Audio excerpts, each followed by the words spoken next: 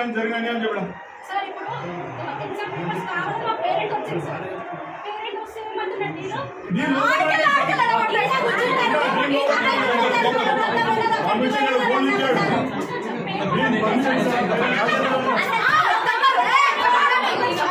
అప్పుడు మాకు అది బీబీఏ ఉంటుండే. ఇప్పుడు ప్రజెంట్ పారామెడికల్ చేసిండు.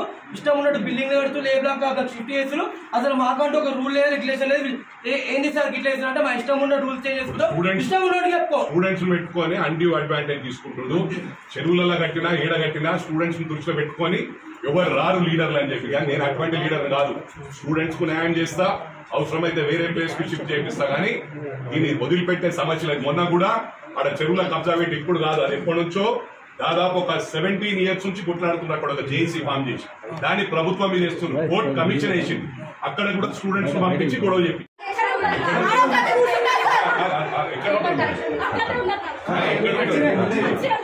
మంచిగా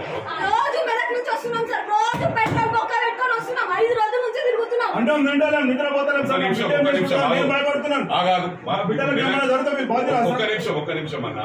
మెదక్కోళ్ళు వచ్చి నైట్ ఇక్కడ ధర్నా ఇస్తారు.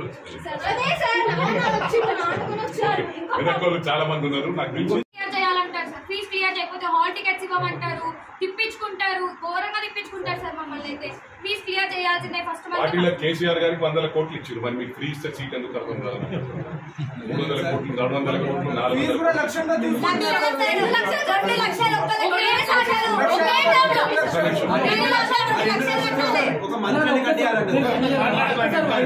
మరి డబ్బులున్న తల్లిదండ్రులు లేని వాళ్ళకు, ఫాదర్ లేని వాళ్ళకు ఫ్రీ సీట్లు ఇవ్వమనండి. హాస్పిటల్లో ఫ్రీగా ట్రీట్మెంట్ చేయమనండి.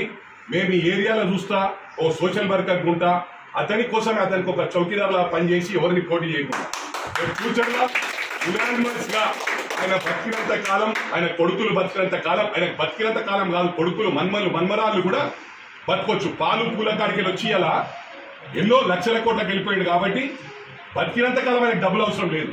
ఫ్రీగా చేయమను. ఆయన జీవితకాంతం ఆయనే మంత్రి, ఆయనే ఎమ్మెల్యే. మేము 100% రాసిస్తా. నేను పాలిటిక్స్ లో ఉండా, సోషల్ సర్వీస్ చేస్తా. ఆయనకు ఒక పిఏలా పనిచేసి ఎవరిని పోటీ చేయకుండా అవసరమైతే ఇంటికి పోయి బతిలాడి యునానిమస్ గా డిక్లేర్ చేపిస్తా లైఫ్ లో. ఇది నా పర్సనల్ రిక్వెస్ట్. ఇలా మరి నేను హెచ్ఓడి గారిని అడుగుతా ఉన్నా, బీసీ గారిని అడుగుతా ఉన్నా, పిల్లలకు న్యాయం చేస్తే will move out from here. వాళ్ళకి ఏమి అవుతుంది మనకు. ఇప్పుడు మీ డిస్కషన్ అంతా రాగమ్మా, మీ పురుగులకు రాకుండా నేను చూసుకుంటా. నేను మీకు మాట ఇచ్చిన, మీకు స్టూడెంట్స్ ఎలాంటి ప్రాబ్లం లేకుండా బీసీ చెప్పిన పేరెంట్స్ ని మాట్లాడదాము. ఇప్పుడు బీసీ గారు ఫస్ట్ మీకు న్యాయం అయితే పేరెంట్స్ మాట్లాడే అవసరం కూడా లేదు. ఇన్ని రోజులు వాళ్ళు ఎగ్జామ్ కి గ్యాప్ ఉండాలి, లేకపోతే కంటిన్యూస్ ఎగ్జామ్స్ రోజు ఒక్క రోజు కూడా గ్యాప్ లేకుండా ప్రిపరేషన్ హాలిడేస్ లేకుండా ఎగ్జామ్స్ పెడుతున్నారు. ఇది ఎక్కడ రూల్ సార్ నాకు తెలీదు.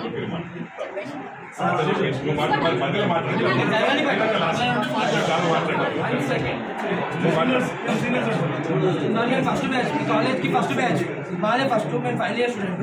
మేము ప్రజెంట్ థర్డ్ ఇయర్ ఉంటున్నాం. ఫస్ట్ ఏం మాట్లాడుకోవాలంటే ఇది ఐకార్ లేదు కాలేజ్. ఐకార్ ఉందని చెప్పి దీంట్లో తీసుకున్నాం. As per ICAR rules 120 members ICAR ఉందని చెప్పిన ముందు ఐకార్ కంప్లైంట్ తీసుకోండి. ఐకార్ ఉందని తీసుకున్నారు, చీటింగ్ కేసు పెట్టండి. It's very serious. మీరు ఇక్కడ కాంప్రమైజ్ అయితే మాత్రం నేనే గొడవ చేస్తా, నేనే దిగుతా. అది తట్టుకోలేదు.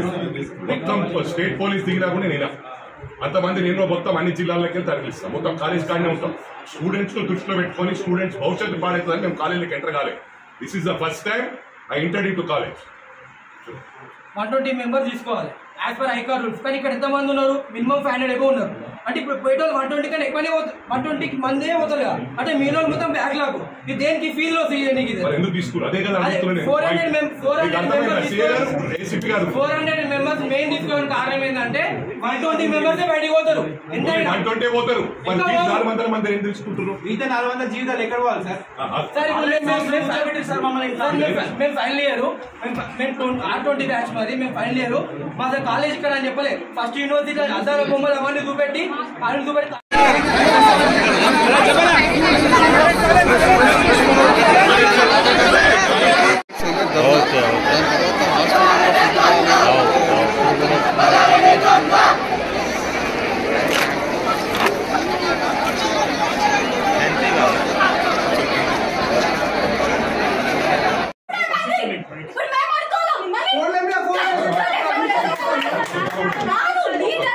లీడర్ అంటే ఎంకరేజ్ చేయాలి, సపోర్ట్ చేయాలి.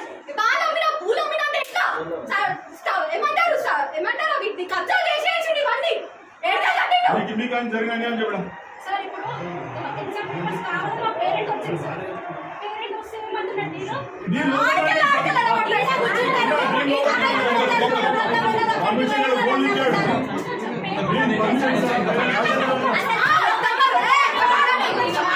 అప్పుడు మాకు అది బీబీఐ ఉంటుండే. ఇప్పుడు ప్రజెంట్ పారామెడికల్ చేసిండు, ఇష్టం ఉన్నట్టు బిల్డింగ్ కడుతూ లేబులాక షిఫ్ట్ చేస్తుడు. అసలు మాకంటూ ఒక రూల్ లేదు, రెగ్యులేషన్ లేదు. ఏంది సార్ గిట్లా చేస్తున్నా అంటే మా ఇష్టం ఉన్న రూల్స్ చేంజ్ చేసుకుంటాం, ఇష్టం ఉన్నట్టు చెప్పుకో. స్టూడెంట్స్ పెట్టుకొని అన్డ్యూ అడ్వాంటేజ్ తీసుకుంటున్నాడు.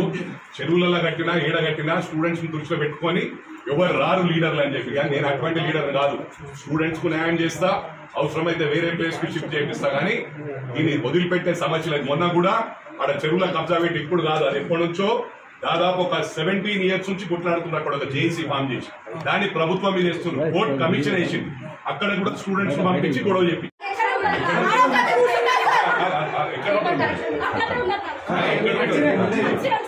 మంచిగా రోజు మెదక్ నుంచి వస్తున్నాం సార్. రోజు పెట్రోల్ బొక్క పెట్టుకొని వస్తున్నాం. 5 రోజుల నుంచి తిరుగుతున్నాం. అంటాం నిండాలి నిద్రపోతాం సార్.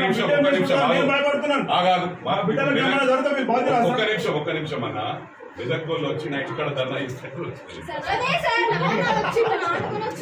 మెదక్ వాళ్ళు చాలా మంది ఉన్నారు నాకు తెలిసి.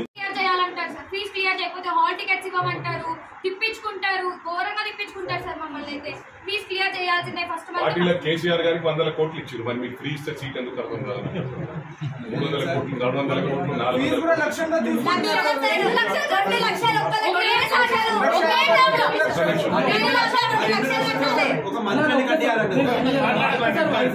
మరి డబ్బులున్న తల్లిదండ్రులు లేని వాళ్ళకు, ఫాదర్ లేని వాళ్ళకు ఫ్రీ సీట్లు ఇవ్వమనండి, హాస్పిటల్లో ఫ్రీగా ట్రీట్మెంట్ చేయమనండి. మేము ఈ ఏరియాలో చూస్తా ఓ సోషల్ వర్కర్ ఉంటా, అతని కోసమే అతనికి ఒక చౌకీదారులా పనిచేసి ఎవరిని పోటీ చేయకుండా ఫ్యూచర్ లో యునానిమస్ గా ఆయన బతికినంత కాలం, ఆయన కొడుకులు బతికినంత కాలం, ఆయన బతికినంత కాలం కాదు, కొడుకులు మన్మరాళ్ళు కూడా బతకొచ్చు. పాలు పూల కాడికి వచ్చి అలా ఎన్నో లక్షల కోట్లకు వెళ్ళిపోయింది. కాబట్టి బతికినంత కాలం ఆయనకు డబ్బులు అవసరం లేదు, ఫ్రీగా చేయమను. ఆయన జీవితకాంతం ఆయనే మంత్రి, ఆయనే ఎమ్మెల్యే. మేము 100% రాసిస్తా. నేను పాలిటిక్స్ లో ఉంటా, సోషల్ సర్వీస్ చేస్తా. ఆయనకు ఒక పిఏలా పనిచేసి ఎవరిని పోటీ చేయకుండా అవసరమైతే ఇంటికి పోయి బతిల్లాడి యునానిమస్ గా డిక్లేర్ చేపిస్తా లైఫ్ లో. ఇది నా పర్సనల్ రిక్వెస్ట్. ఇలా మరి నేను హెచ్ఓడి గారిని అడుగుతా ఉన్నా, బీసీ గారిని అడుగుతా ఉన్నా, పిల్లలకు న్యాయం చేస్తే will move out from here. వాళ్ళకి ఏమి అవుతుంది మనకు. ఇప్పుడు మీ డిస్కషన్ అంతా రాగమ్మా, మీ పురుగులకు రాకుండా నేను చూసుకుంటా. నేను మీకు మాట ఇచ్చిన, మీకు స్టూడెంట్స్ ఎలాంటి ప్రాబ్లం లేకుండా బీసీ చెప్పిన పేరెంట్స్ ని మాట్లాడదాము. ఇప్పుడు బీసీ గారు ఫస్ట్ మీకు న్యాయం అయితే పేరెంట్స్ మాట్లాడే అవసరం కూడా లేదు. ఇన్ని రోజులు వాళ్ళు ఎగ్జామ్ కి గ్యాప్ ఉండాలి, లేకపోతే కంటిన్యూస్ గా ఎగ్జామ్స్ సార్. రోజు ఒక్క రోజు కూడా గ్యాప్ లేకుండా ప్రిపరేషన్ హాలిడేస్ లేకుండా ఎగ్జామ్స్ పెడుతున్నారు. ఇది ఎక్కడ రూల్ సార్ నాకు తెలియదు.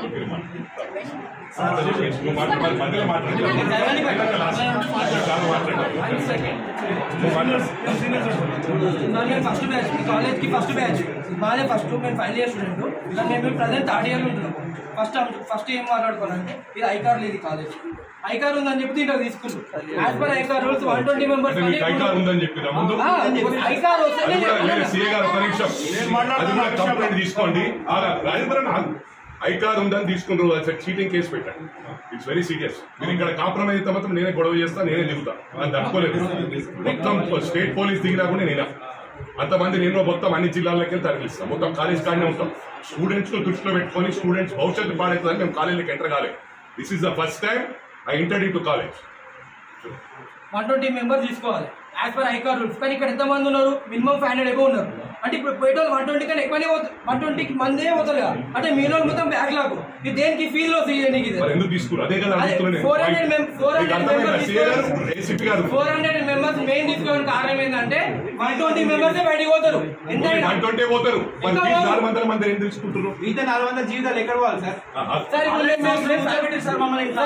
మేము ఫైనల్ ఇయర్, మేము R20 బ్యాచ్ మాది. మేము ఫైనల్ ఇయర్ మా కాలేజ్ ఇక్కడ అని చెప్పలేదు. ఫస్ట్ యూనివర్సిటీ అద్దాల బొమ్మలు అవన్నీ చూపెట్టి ఆయన చూపెట్టి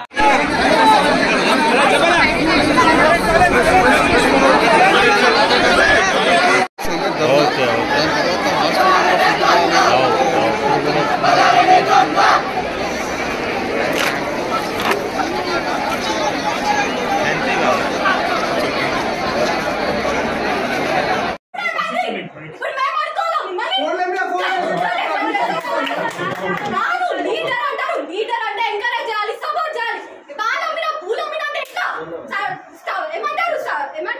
కబ్జా చేసేసి ఇవన్నీ మీకు అని జరిగినాయి అని చెప్పడం సార్ ఇప్పుడు ఎగ్జామ్ పేపర్స్ కావాలి మా పేరెంట్ వచ్చింది సార్ పేరెంట్ వస్తే ఏమంటున్నారు నేను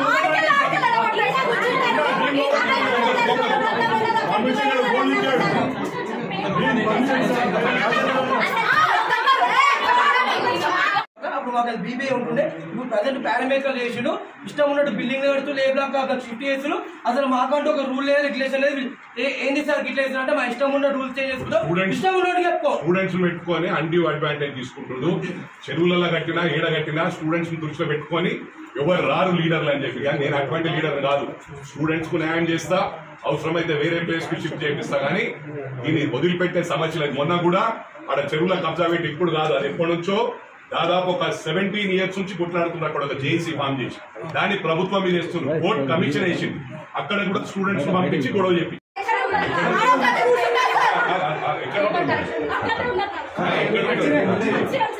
మంచిగా రోజు మెదక్ నుంచి వస్తున్నాం సార్ రోజు పెట్రోల్ బొక్క పెట్టుకొని వస్తున్నాం 5 రోజుల నుంచి తిరుగుతున్నాం అంటే నిండాలి నిద్రపోతాం సార్ నేను భయపడుతున్నాను ఆగాదు బిడ్డలకు ఏమైనా జరిగితే మీరు బాధ్యత ఒక్క నిమిషం అన్న మెదక్ వాళ్ళు వచ్చి నైట్ ఇక్కడ ధర్నా ఇస్తారు అదే సార్ నాటుకొని వచ్చారు మెదక్ వాళ్ళు చాలా మంది ఉన్నారు నాకు తెలిసి చేయాలంటారు సార్ ఫీజు క్లియర్ చేయకపోతే హాల్ టికెట్స్ ఇవ్వమంటారు తిప్పించుకుంటారు ఘోరంగా తిప్పించుకుంటారు సార్ మమ్మల్ని అయితే ఫీజు క్లియర్ చేయాల్సిందే ఫస్ట్ పార్టీలో కేసీఆర్ గారికి 100 కోట్లు ఇచ్చారు మరి మీకు ఫ్రీ ఇస్తే సీట్ ఎందుకు అర్థం కాదు 300 కోట్లు 400 కోట్లు 400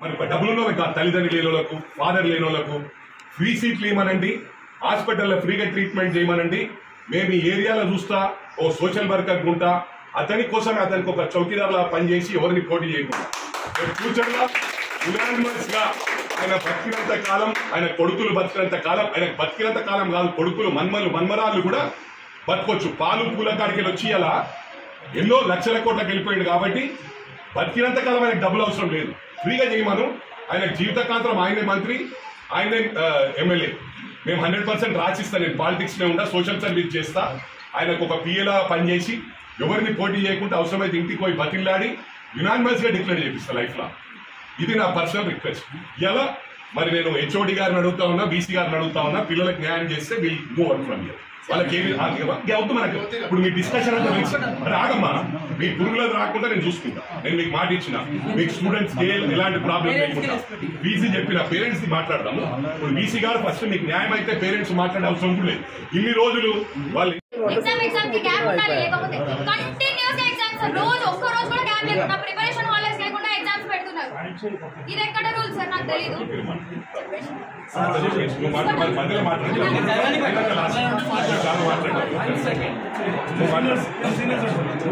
నేను ఫస్ట్ బ్యాచ్ కాలేజ్ కి ఫస్ట్ బ్యాచ్ మాదే ఫస్ట్ మేము ఫైనల్ ఇయర్ స్టూడెంట్ మేము ప్రజెంట్ థర్డ్ ఇయర్ ఉంటున్నాం ఫస్ట్ ఏం మాట్లాడుకోవాలంటే ఇది ఐకార్ లేదు కాలేజ్ ఐకార్ ఉందని చెప్పి ఇంటర్ తీసుకుంటాం as per ICAR rules 120 members ICAR ఉందని చెప్పిన ముందు ఐకార్ కంప్లైంట్ తీసుకోండి ఐకార్ ఉందని తీసుకుంటారు చీటింగ్ కేసు పెట్టండి ఇట్స్ వెరీ సీరియస్ మీరు ఇక్కడ కాంప్రమైజ్ అయితే మాత్రం నేనే గొడవ చేస్తా నేనే దిగుతా అని తట్టుకోలేదు మొత్తం స్టేట్ పోలీస్ దిగినా కూడా నేనే అంతమంది నేను మొత్తం అన్ని జిల్లాలకి తరలిస్తాం మొత్తం కాలేజ్ కాడనే ఉంటాం స్టూడెంట్స్ ను దృష్టిలో పెట్టుకొని స్టూడెంట్స్ భవిష్యత్తు పాడవుతుందని మేము కాలేజీకి ఎంటర్ కాలేదు this is the first time I entered in to college 120 members తీసుకోవాలి యాజ్ పర్ ఐకార్ రూల్స్ కానీ ఇక్కడ ఎంతమంది ఉన్నారు మినిమం 500 ఎక్కువ ఉన్నారు అంటే ఇప్పుడు పోయేటోళ్ళు 120 కన్నా ఎక్కువనే 120 మందే పోతారు కదా అంటే మీలో మొత్తం బ్యాక్ లాగ్ ఇది దేనికి ఫీల్ లో ఎందుకు తీసుకున్నారు అదే కదా